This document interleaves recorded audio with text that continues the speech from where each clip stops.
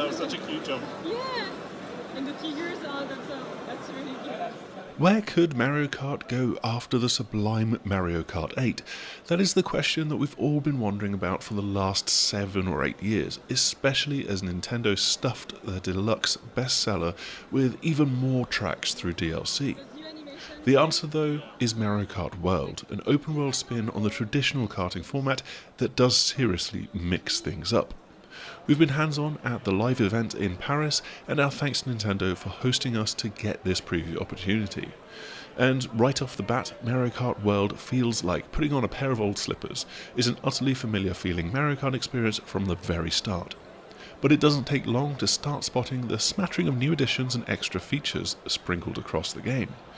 As we dig into these, there is some educated guesswork from our hands-on impressions, but all will be truly revealed in a Nintendo Direct for Mario Kart World on the 17th of April. And the first thing that definitely stands out is that with 24-player races, you've got so many more characters in the character selector. And this goes beyond just having the characters, but their costumes as well.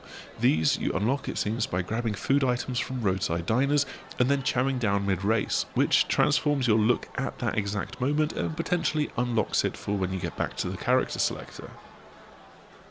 So of course you've got all of the staples like Mario, Peach, Yoshi, Waluigi, but the character list now goes so far down the Mario universe rabbit hole as to have Cow as a driver, which is as brilliant as it is balmy and cute.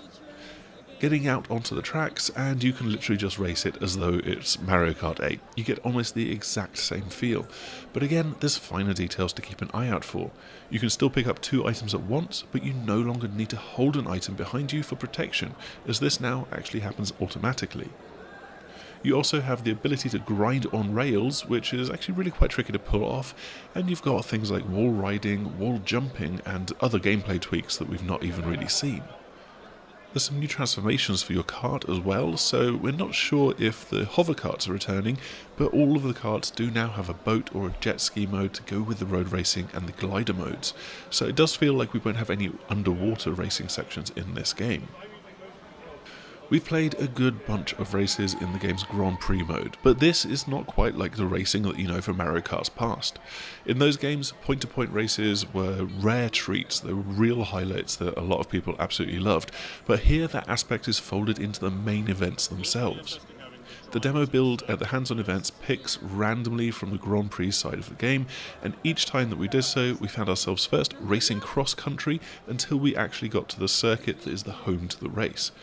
But there's no new race start at this point. The journey to the racetrack is as much of a part of the race as the actual final circuit that you reach, and you might then only have 1 lap at that circuit, or you might have 3, potentially even more, depending on the particular configuration and the layout.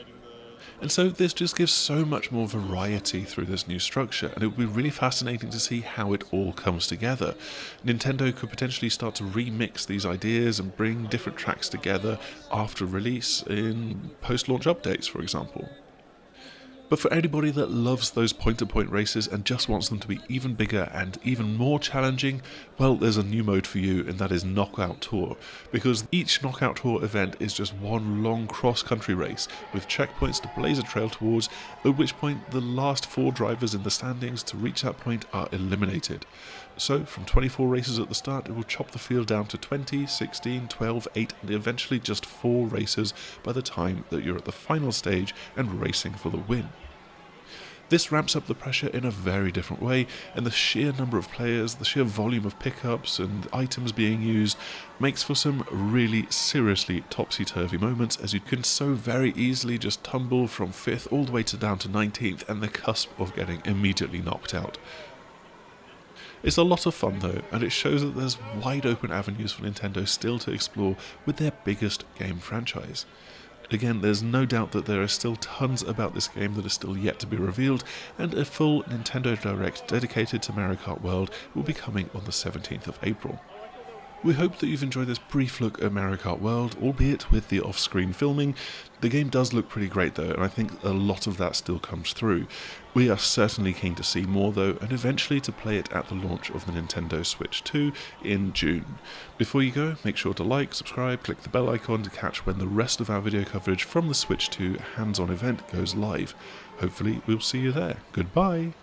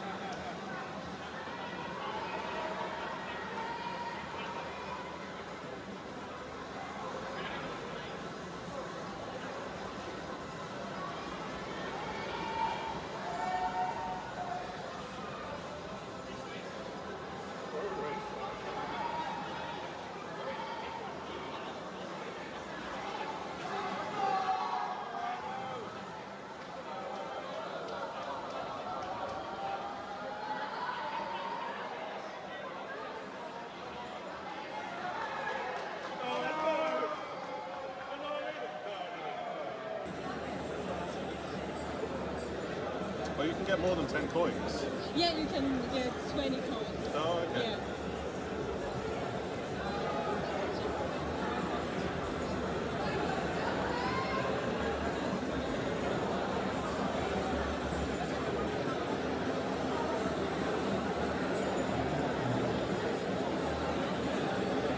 Oh, I just missed it. Yeah. And also during the like in between course, Yeah. you also like here you have 5 blocks, so it's quite different too. To have 5 blocks in the one course. There we go. Here comes Lucia. Oh my god. Okay, you can do it. Okay, you can pass it.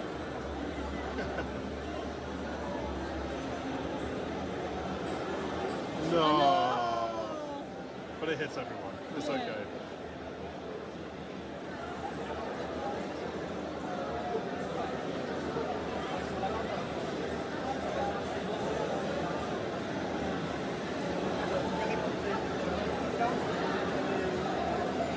Oh.